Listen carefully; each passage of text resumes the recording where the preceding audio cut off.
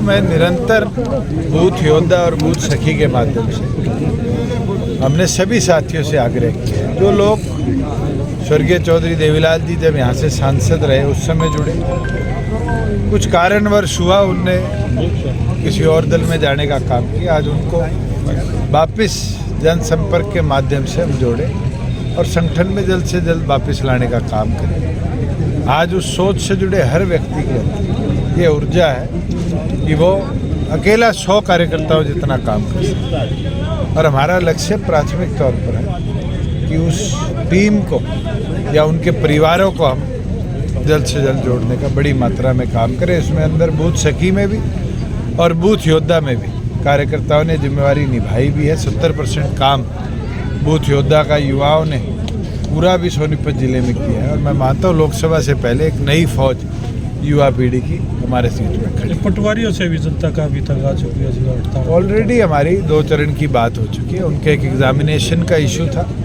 उसकी notification gadget हो चुकी है। उनकी तनख्वाह बढ़ाने का इशू था, उसके ऊपर सरकार अभी निर्णय कर रही है और फाइनेंस जैसे अप्रूवल आएगा उन लोगों को जो उनकी मांग है वो पूरी कर दी जाएगी। और एक आधे कोई माइनर इश्यूज थे वो डायरेक्टरेट लेवल पर रिजॉल्व। दुष्यंत जी, क्या लोकसभा का चुनाव इकट्ठा लड़ा जाएगा, अलग अलग लड़ा जाएगा? मैंने तो अभी तक ये सुना भी नहीं कि हम एनडीए से दूर हो गए, क्योंकि आपने आज भी हम एनडीए का हिस्सा है और एनडीए में इस चीज़ पर बैठ के निर्णय होगा और सभी मजबूती के साथ आगे चुनाव। जिस तरह से आपने लोकसभा के जो है प्रभारी नियुक्त कर दिए गए हैं, उससे जो है विपक्ष कह रहा है कि अलग अलग लड़ेंगे। देखो, प्रभारी नियुक्त करना हमारे दल का ही नहीं, सभी दल का काम है। भविष्य में अलायंस में कोऑर्डिनेटर्स भी तो चाहिए जो लोकल लेवल पर मैनेजमेंट का काम करेंगे और मुझे लगता है कि सीनियर साथियों की जिम्मेवारी लगाई है जो वहाँ पर बूथ मैनेजमेंट से लेकर हल्का और लोकसभा की टीम्स को कोऑर्डिनेशन में बेहतर काम। बीजेपी ने बूथ पे जो है बस्ते पहुंचाने भी शुरू कर दिए हैं। अच्छी बात है, ये तो सारी पार्टियां करेंगी। तो गठबंधन का जो क्या है वो अपने यार धारा बस चले तो रात में तोड़ दो। 1-2 दिन पहले sir Vijender Singh MP sir वो ये कह रहा था 10 सीटों पे बीजेपी लड़ेगी, उनकी तो खाली कुर्सी बराबर में बिछवा रखी है जेजेपी की। पहले वो तो तैयारी कर ले, वो रहेंगे बीजेपी में या भाजेंगे। मैं तो एक चीज कह सकता हूँ, जो आदमी तारीख पे तारीख दे लिया, छोड़ दूंगा रहूंगा, छोड़ दूंगा रहूंगा, आज वो क्यों बैठे हैं? हम तो मजबूती से 4 साल हो गए अलायंस को चला भी रहे, आगे भी चलाएंगे और जिस दिन कोई खटास होगी मेरे ख्याल से वो आपके सामने पहले आएगी, हमारे पास तो खबर बाद में आएगी। भूपेंद्र हुड्डा भी 2024 में बड़ी जीत का दावा कर रहे हैं। तो भूपेंद्र सिंह हुड्डा की फ्रस्ट्रेशन दिन प्रतिदिन दिखने लगी है और जिस तरह की बातें उनने करी पीछे और ईडी के आगे जाने के बाद जिस तरह की उनकी गतिविधियाँ दिखाती है जो कमज़ोर है और आने वाले समय में देखना कांग्रेस भी उनसे ज़्यादा तो और उनके जो गुट हैं 2 पार्टी के हरियाणा प्रदेश में उनको भाव देने का। दुष्यंत जी, क्या एक विधायक एक पेंशन नहीं होनी चाहिए? मैं तो इसका पक्षधर नहीं। अगर विधायक कोई 4 टेन्योर रहा है तो उसने जनता की सेवा करी है और उसके अंदर उसका जो भत्ता बनता है पोस्ट, अगर वो रिटायर हो जाता है और उसको दोबारा इलेक्ट नहीं करते तो मिलना चाहिए।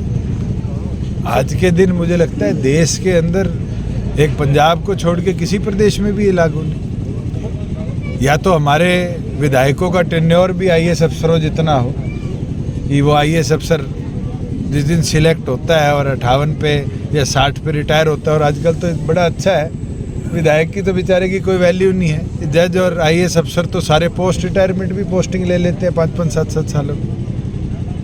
तो आज ये देखने की बात है कि इस तरह की सोशल डिबेट शुरू करने से पहले समाज को चारों तरफ से देखना चाहिए कि वो आदमी जो तनख्वाह लेता है या पोस्ट अपने टेन्योर पेंशन लेता है उससे उसका घर चलता है और मुझे लगता है कोई ऐसा विधायक नहीं है जो अपनी तनख्वाह से ज़्यादा कॉन्स्टिट्यूंसी में खर्चा ना करता। सारे विधायक, सारे MP जितनी उनकी सैलरीज आती है या जो और भत्ते आते हैं उससे ज़्यादा तो उनका तेल लग जाता है। आज सिर्फ हम पॉलिटिकल लोग हैं इसलिए हमें कोस देते हो और जो परमानेंट नौकरियों पर बैठे उनको कोसने का काम कौन करेगा?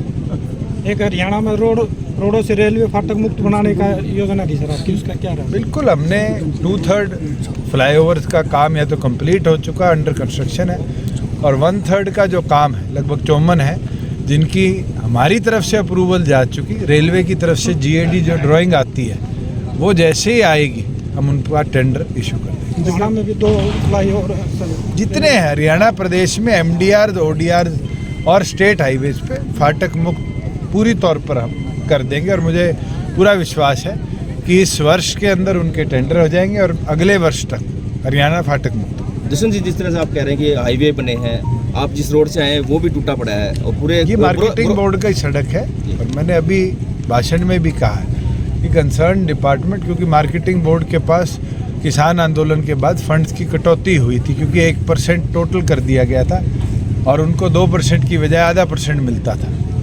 तो अब नाबार्ड से लोन आया है और जितने ऐसी सड़कें हैं इंटरनल रोड जो मार्केट में, उनका रिपेयरिंग का काम जिला परिषदों को हैंड ओवर कर दिया। सर गोहाना का भूपेंद्र मलिक और ये पवन खरखोदा कड़े मुकाबले में 2019 में हारे थे, तो 2024 में बड़ौदा और खरखोदा में आप क्या? मैं तो 2 सीटों पे क्यों रुकूं? आज के दिन तो कांग्रेस के आपके जिले में 4 विधायक हैं और हम तो चारों सीटों पर मजबूती से चलेंगे और संगठन का काम तो हम 6 की 6 सीटों पर कर रहे हैं और अभी विधानसभा से पहले तो लोकसभा है, मजबूती से इसके अंदर भी संगठन अपना काम करके दिखाएगा। दीपेंद्र हुड्डा दावा करेगी बीजेपी एक भी सीट नहीं जीत पाएगी, तो लड़वा लियो दीपेंद्र को दोबारा, वो तो पहले भाजेगा लोकसभा से, देख लेना कि मैं टिकट नहीं मांगू। सर आप कह रहे हैं कि 2024 में ही पूरा राज बनेगा जेजेपी का? हम तो मेहनत करेंगे कि पूरा आए और मेहनत करना चौधरी देवीलाल जी ने सिखाया भी है और एक एक कार्यकर्ता उसके प्रति समर्पित भी है। दुष्यंत जी, गोहाना का एक बड़ा मुद्दा है, बाईपास की जरूरत है, अभी तक नहीं already government of India DPR इसकी बना रही है, इसकी फिजिबिलिटी स्टडी कर रही है। पूरा बाईपास तो नहीं, जो रोहतक रोड से और जो हमारा नया हाईवे बना है जींद रोड का, उसको कनेक्शन का बाईपास हमने प्रपोज किया जिससे तीनों तरफ से गोहाना कनेक्ट होकर एक सर्कुलर वे इसमें